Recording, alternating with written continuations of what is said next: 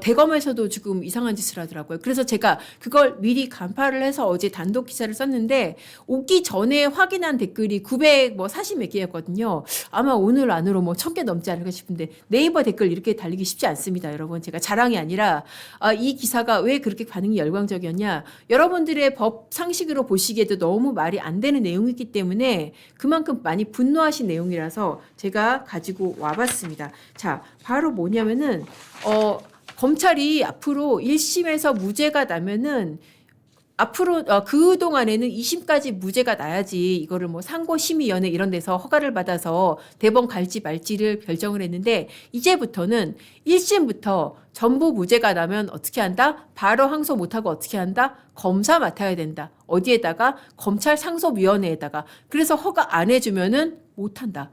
그래도 하겠다고 하면 어떻게 해야 된다? 검사장 허가를 맡아야 된다. 이런 식의 제도 개편을 검토를 하고 있다는 것입니다. 와, 진짜 말도 안 되죠, 정말.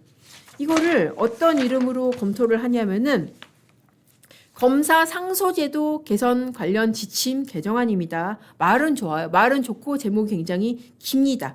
자, 이거를 왜 그렇게 추진을 하느냐?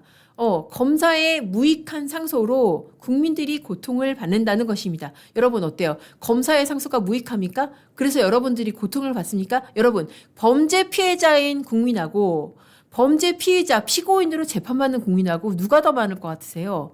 잠재적인 피해자까지 포함하면은 정말 따질 수가 없을 정도로 피해자인 국민이 많습니다. 자, 피해자인 국민은 누가 대리합니까? 재판에서. 검사가 대리합니다. 검사가 피해자의 대리인으로서 자, 이 사람 이런 피해를 입혔습니다. 라고 공소 제기를 하고 이 공소 제기를 해서 유죄를 받아내기 위해서 공소 유지를 하는 겁니다. 자, 그런데 거기서 무죄가 났다고 1심 무죄가 났다고 항소 못하게 해요? 야, 말이 안 되지 않습니까? 자, 제가 아까 읽어드린 내용입니다. 자, 개정안이 이렇습니다. 1심에서 전부 무죄가 날 경우에 검사가 항소를 하려면은 상소라는 것은 항소와 상고를 1심은 항소, 2심은 상고 그렇습니다. 상소심의위원회를 심의를 거쳐야 된다는 것이고 만약에 의결을 거치지 않고 항소를 하겠다고 한다면은 검사장의 허가까지 받도록 하는 내용입니다. 이거 사실 너무 뻔하죠.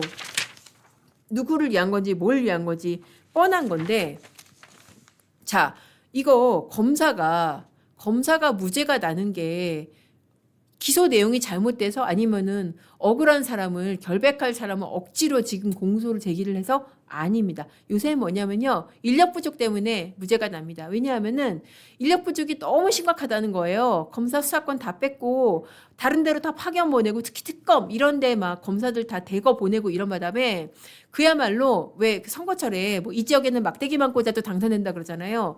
법정에 진짜 검사라는 막대기만 꽂아놔도 될 정도로 그 정도로 사람이 없다는 거예요. 그러니까 원래는 좀 경륜이 있는 사람들이 법정에서 공소유지를 맡았는데 공소유지라는 것은 기소를 해놓고 끝까지 유죄를 받기 위해서 증거 제시하고 이렇게 다투는 겁니다. 그런 검사의 활동을 말합니다. 자, 공소유지를 조금 경력이 있는 사람들이 들어가는데 이제는 막 초년차, 올해 검사된 사람, 작년에 검사된 사람 이런 사람들이 들어간다는 거예요. 그렇게 되면은 이 사람들이 능력이 있어도 구력이 좀 딸리잖아요. 그러니까 판사가 눈치를 줘요. 아, 검사님, 이거 공소장 이거 조금 이상한데 이거 조금 보강해야 되지 않을까요? 그렇게 말을 해도 못 알아들어요. 그렇게 해가지고 보강도 안 해요. 못 해요.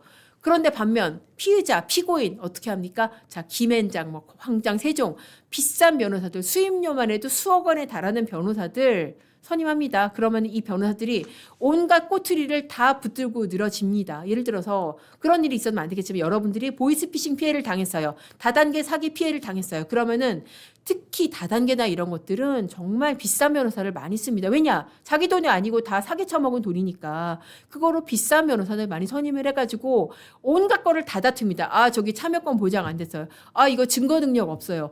이거 압수수색 하는데 뭐 영장에 뭐가 잘못됐어요. 이런 거 다퉈가지고 무죄 그리고 공소기각 무죄까지도 안 가고 입국컷으로 공소기각까지도 받아냅니다. 자, 그러면은 이 상황에서 검사 항소하지 말아야 됩니까?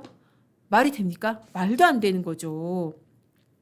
자, 그러니까 어떻게 하라는 거예요? 자, 이거 원칙대로 하라는 거예요. 우리의 주장은 복잡한 게 아니고 긴 게 아니고 원칙대로 이렇게 말도 안 되는 무죄 나오면 당연히 항소해서 더 경력 있는 검사들이 공소유지해서 끝까지 공소유지 해야죠. 근데 이거를 못하게 하겠다는 겁니다. 왜 그랬을까요? 여러분도 짐작을 하시겠지만은 이재명 대통령이 작년 9월에 뭐라고 했냐. 아, 지금도 검사들이 항소를 남용하고 있다는 그런 얘기가 들립니다. 왜 국민들의 고통을 방치합니까?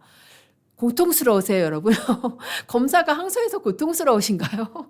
아니, 항소 포기해서도 고통스럽지 않아요? 얼마 전에 그 대장동 같은 경우에 항소 포기를 해가지고 수천억 원을 업자들이 챙기는 걸 보고 우리가 그걸 더 고통스러워하지 않습니까? 근데 아무튼 국민들의 고통과 대통령의 고통이 다른 모양입니다. 자, 이렇게 해서 국민들의 고통을 왜 방치하느냐라고 하면서 그렇게 하니까 정성호 법무장관이 대통령 말씀처럼 이거 타당하지 않네요. 항소와 상고를 제한할 필요가 있습니다. 라고 하면서 나온 게 이번 지침이고요. 이번 지침에 대해서 검사들이 뭐라고 하는지 아십니까? 아니, 피고인은 4심제까지 하는데 그 피해자는 단심제네? 그렇지 않아요? 아니, 피고인은 요새 3심도 모자라서 재판소원 만들어가지고 사실상의 4심제인 재판소원 만들어가지고 4심까지 하는데 지금 피해자는 단심제로 지금 끝내겠다는 겁니다. 지금도 얼마나 어이가 없습니까? 자, 거기다가 이재명 대통령 기소된 재판을 포함해서 이재명 대통령 공범들이 기소된 대장동이라든지 성남FC라든지 이런 대북송금 관련된 재판들, 이런 재판들 실제로 수사한 검사들이 못 들어갑니다. 왜? 지금 직관, 그러니까 검사, 수사한 검사들이 직접 관여하는 거 다 막아놨거든요. 왜 그랬겠어요? 이거는 어떻게 보면은 사실상 무죄 받게끔 하려고 지금 손발을 거의 묶어놓은 거예요. 그 작년에 정성호 장관이 직관 그렇게 가 있는 검사들 너네 더 이상 그렇게 나가 있지 마. 너네 돌아와서 그냥 본업해라고 하면서 직관을 막아버린 겁니다. 그러니까 어떻게 되겠어요? 그러니까 공부하지 않은 사람들이, 그러니까 이 사건을 수사하지 않은 검사들이 가서 공소유지, 그러니까 시험을 치는 겁니다. 공부하지 않은 사람들이 시험 치는 거하고 마찬가지의 상황을 지금 만들고 있는 거거든요. 그러니까 이런 사건들에서 만약에 무죄 나면은 어떻게 된다? 이 지침에 따라서 어떻게 된다? 항소 못한다.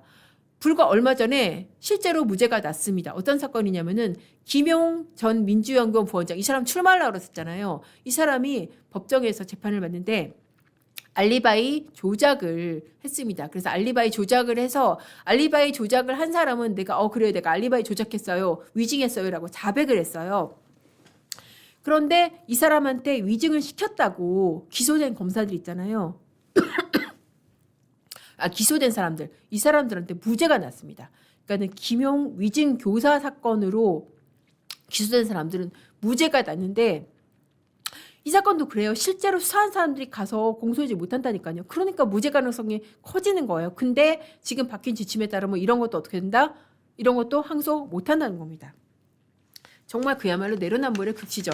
윤석열 전 대통령은 얼마 전에 위증 사건 무죄 났는데 바로 항소했습니다. 김건희 여사 일부 무죄 났죠. 그런 명태균 관련 사건 무죄 났는데 그건 또 바로 항소했어요. 아니, 이 항소는 되고 저 항소는 안 돼? 이거야말로 정말 내로남불의 극치인 거죠. 뭐라고 그러겠습니까? 그건 특검 사건이고 이거는 검사 사건이니까 검사들 너네는 항소 그냥 조심해야 돼.